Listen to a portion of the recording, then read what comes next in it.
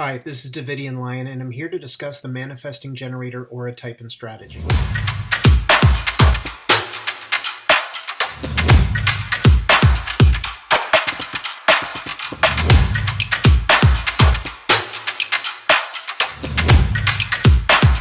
You and/or your loved one are a manifesting generator, and as such, your strategy is to wait to respond. Manifesting generators and generators are the great builders, and there are a lot of similarities between the two, as manifesting generators are a subtype of generators, but there are indeed differences, as you will learn. Manifesting generators are here to build their own utopia, while regenerating their own life force. They have an enveloping aura which pulls life to them. A manifesting generator will envelop anyone who steps into their aura, and this openness is also a vulnerability. That is, in being so open and enveloping, you take deeply into yourself those you allow into your aura. Manifesting generators are here to live in a frequency of satisfaction. However, when they move toward things or try to get what they want, they meet resistance and are left frustrated and angry. Responding to life, not initiating, is the key. You are pulling life to you. It's coming, but every time you move to make something happen without following your strategy and authority, you are off frequency, off your radio station, if you will. This is where you'll end up feeling frustrated, and that will confirm that something is off. You can have a plan in mind, but just don't act on it until after you get the outside confirmation. Then you can respond to that and move forward. It may take some time and experimentation to notice the signs green-lighting you to move forward. So you are naturally attracting things and situations to you, like a magnet. And then you wait for these things or people or opportunities to show up, and then you respond. Your aura attracts and envelops like a black hole pulling life to you.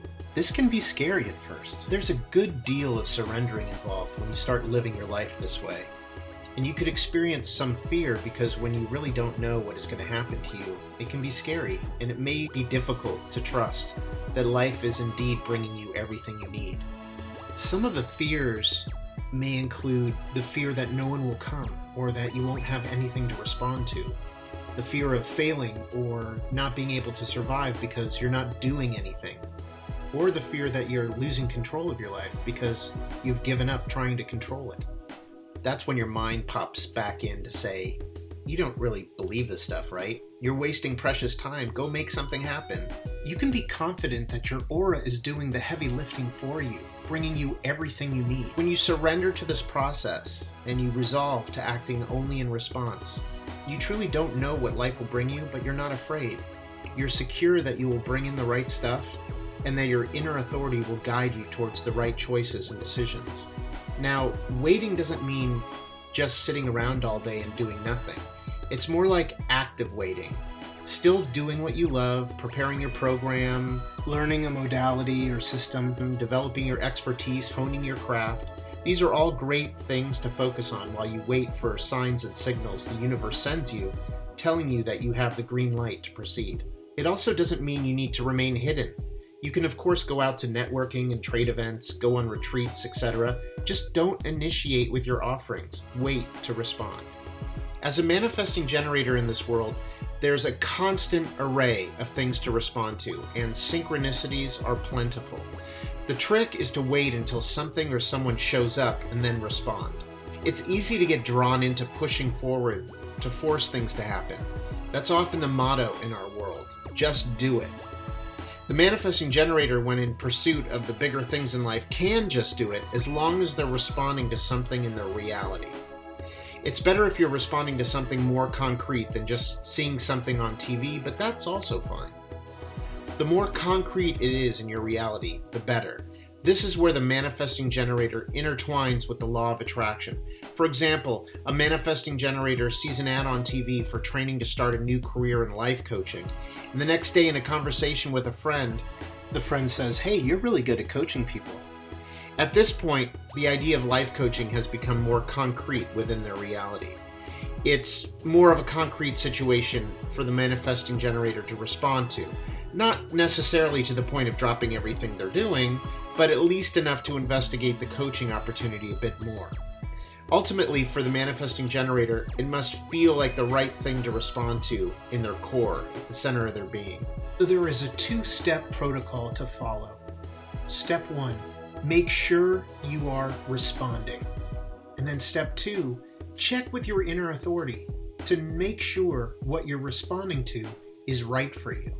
It's not automatically correct just because you're responding, but responding is the first necessary step, the prerequisite, if you will. A manifesting generator that follows this strategy of response will have much more satisfaction than trying to push to make things happen, or trying to respond to everything that comes their way, despite how the opportunity feels or what their gut says. A typical manifesting generator error is thinking that something you are responding negatively to will bring satisfaction just because you're responding. No, first you need to respond. That's true. That's the prerequisite. But then you follow your inner authority to determine whether that thing you responded to is actually correct for you. It's not automatically correct just because you're responding, but responding is the first necessary step. When a manifesting generator is not operating according to these principles, the theme in their life is frustration. So it's very important that a manifesting generator pay attention to their energy, or else they end up frustrated or at least not satisfied. By the way, if you suffer from sleeping problems, insomnia, etc., it could be due to lack of enough exercise. Generators and manifesting generators are designed to go to sleep when they're exhausted. And if you don't use up all your sacral energy during the day, it's going to keep you awake. The good news is that if you are waking up to do something you love, you'll have renewed energy regardless of your lack of sleep hours. Ever notice that if you're looking forward to what you're doing the next day, even with little sleep, it feels like you had a full 8 hours? As long as you go to sleep exhausted and are working at something you enjoy, you will regenerate. Your well of life force will refill. If you're not doing what you love, your manifesting generator energy could lead to burnout. The manifesting generator, like the generator, has a powerful sacral motor that provides consistent energy every day. This is a sustainable energy to work and produce, and production can be manual or creative in nature. It is the duration and sustainability of their energy expenditure that sets the manifesting generator and the generator apart from the rest. The difference between a generator and a manifesting generator is that the manifesting generator has a defined and motorized throat. The throat is motorized by energy flowing in a defined channel or a series of channels from one of the 4 centers that are motors. The 4 motor centers are the sacral, the ego, or the will, the solar plexus, and the root. This motorized throat adds a degree of initiative and creation energy to the power of the manifesting generator. It also adds a degree of speed to their energy. Some manifesting generators are so quick to act and respond, they get bored if there's not enough going on. Their manifesting energy is at times pushy and pushes them into thinking they're actually a manifester, but they're not. They're a manifesting generator. They also move faster than the other types and often prefer to just do a task by themselves instead of waiting for another person to complete the task. However, it's often the case that even though the manifesting generator is quicker, oftentimes important steps are skipped and mistakes are made, which cause the manifesting generator to have to go back and fix something. So they end up not being faster in the long run because they missed doing something right the first time. So that is definitely something to guard against. Manifesting generators have the best and worst of it. On the one hand, after you respond, you can manifest, but on the other hand, you really need to stop pushing, which may be your natural inclination more often than not. Much like the generator, manifesting generators need to respond to events and occurrences in their reality. The difference is, the manifesting generator can push the gray area of initiation a little bit. They're both here to respond, but the distinction is in their energy. Manifesting generators move faster. In some situations, they may respond repeatedly so quickly that it appears more of an initiation than a response. But to truly maximize the return on their energy expenditure, they need to be responding. But it's not just responding. They also inform after they respond to smooth the process of what they'd like to create. It may go something like this. First, wait, and let life come to you in its various forms. Of course, you may already be thinking of something you're hoping to attract. A career change, a partner, a vacation, a change of location. Notice what's showing up in your environment. It could be a TV commercial, a billboard, something you see in a movie or hear on the radio, a conversation that someone else starts, even something you overhear in a stranger's conversation. Then you feel into whether your sacral will give its energy toward whatever that thing is. Does the idea of this thing you're responding to excite you?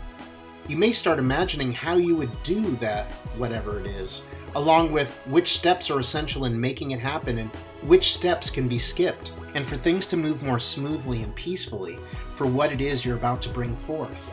Inform those who may be affected by your actions, what your intentions are, particularly loved ones. You're not necessarily asking them for permission, but rather letting them know your plans. It will make for a smoother process. And then after you've satisfied those criteria, go for it and make it happen, or let it happen, as the case may be. After your inner authority gives its okay, because following your strategy of response is the first step. And then to make sure that whatever you're responding to is correct for you, your inner authority and what you learn next in this system has the final say. So start experimenting with this new information. See what happens when you respond, and see what happens when you don't, and instead initiate. When are you less frustrated? When are you more satisfied? And be sure to check out your inner authority, which is the unique way that your body, not your mind, shows you which choice or direction is correct for you. The first step is your aura strategy, which for you is to respond, and then comes your inner authority, to know which or whether a particular choice or decision is right for you. Thank you very much, and good luck with your experiment.